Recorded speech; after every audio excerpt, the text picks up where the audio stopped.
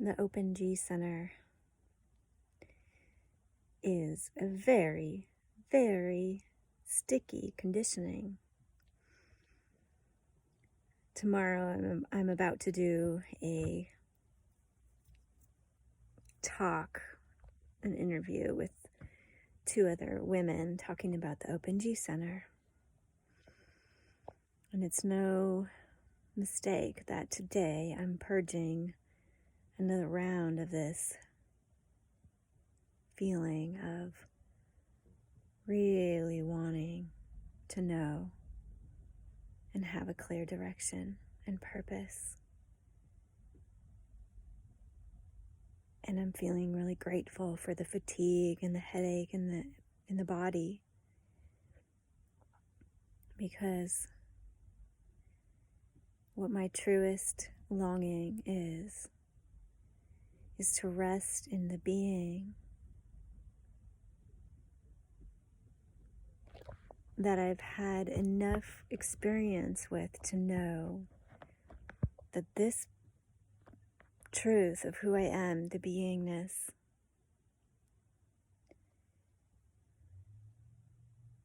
is so pure, and it has everything the character is looking for.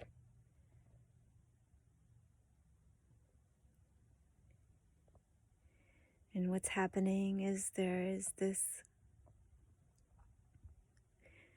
beloved is showing me the distinction so I can discern more clearly between the chaos of getting wrapped up in mental activity and trying to know. Because I just thought, the character said, I'm recommitting to becoming an evolutionary astrologer. And once again, heading down that path took me into a sense of a lot of mental spinning, which a lot of it is inspired. A lot of it is passionate. And some of it, it starts out with clarity and insights. But as I go in and try to focus on, the evolutionary astrology is about karma, and it can be really heavy.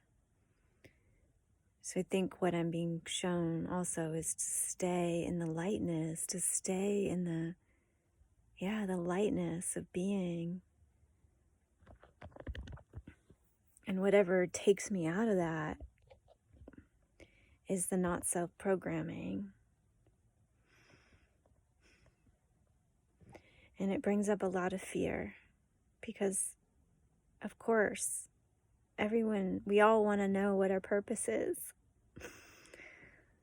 And me especially, and I think the Open G Center, it's extra strong to want to know the purpose. And it plays again and again and again.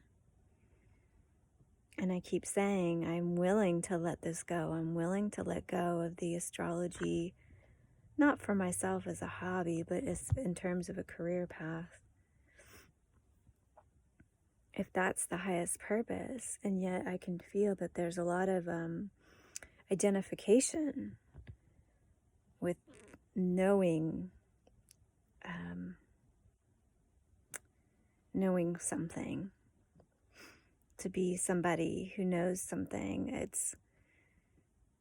I guess that would be the open ajna, but the G center in this, this pain of and sadness of not having any direction, and the fear that comes up from that, especially in this time that we're in, where we're approaching, financial crash and lots of crisis on a global scale.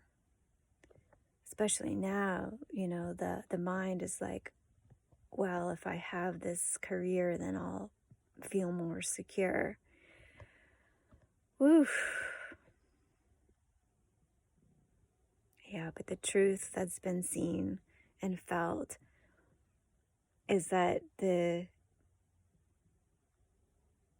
being home and being in passenger consciousness requires a level of vigilance to not get carried away back into the mental loops of being somebody who knows something. It's really just about being in the now moment radically, and being the fool in the tarot, just allowing life to show each moment how the vehicle is here to be moved.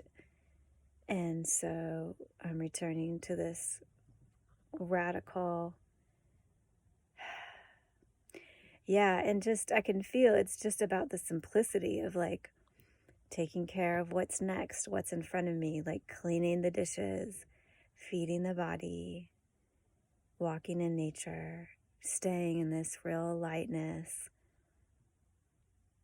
And anything that brings in fear or worry or doubt or anxiety, that's the mental conditioning coming in to distract.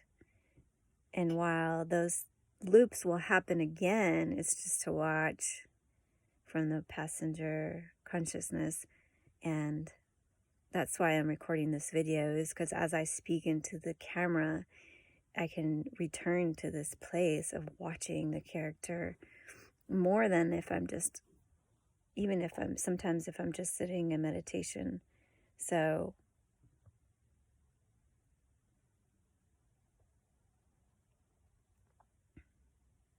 coming back in, anchoring back into that which is watching, that which is aware of the body and the mind, the emotions. Just loving myself, loving this sweet character who gets very confused and wrapped up in chaos and feels lost. I love myself. I love my character so much. You know, it's really out of a heartfelt intention to be of service. This open G center, it's very pure. And also the G center can be the desire and longing for a partner, which will give us a sense of direction. But in the grace of the unfolding of our awakening, we will not be given what we think we want. So here I am, not being given the clarity of direction to keep going with evolutionary astrology, having to let it go again and again, and just trusting. By the way, there's if you're a Leo rising, you're going through the Uranus-Saturn square in your 10th house of Dharma and career. So there's a lot of upheaval and needing to let go of the old, comfortable identification. Yeah. So the deconditioning process continues.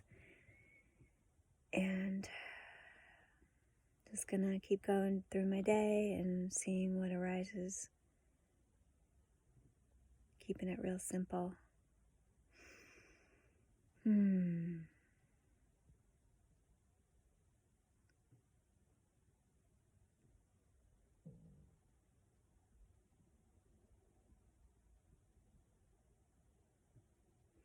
Yeah, just gonna return to the simplicity as much as possible. The intention is to keep staying in the simplicity of the being and letting the play itself. Letting the world play out itself, and then just resting in reality.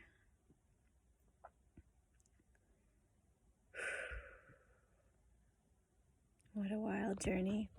Much love to you.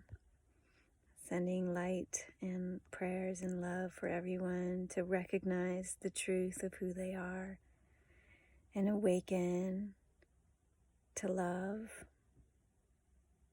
in their hearts and in their lives. Hmm.